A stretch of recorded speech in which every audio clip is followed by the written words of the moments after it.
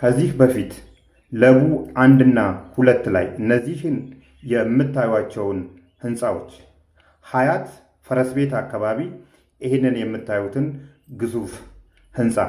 ላፍቶ ላይ ይሄንንና ሳር ቤት ቫቲካን ኤምባሲ አካባቢ በተባለው ጊዜና የግንባታ ጥራት ለደንበኞቹ ያስረከበው ቴምር ሪል ስቴት አሁን ደግሞ የግንባታ ደረጃቸው ከ25% እስከ 85% የደረሱ ለሱቅ አገልግሎት የሚውሉ ፒያሳ ላይ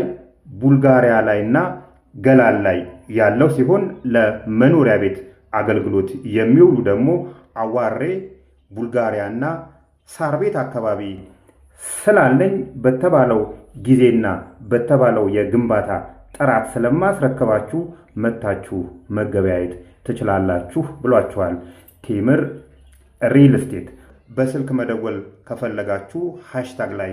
የተቀመጠውን ስልክ ቁጥር መጠቀም ትችላላችሁ። ቴምር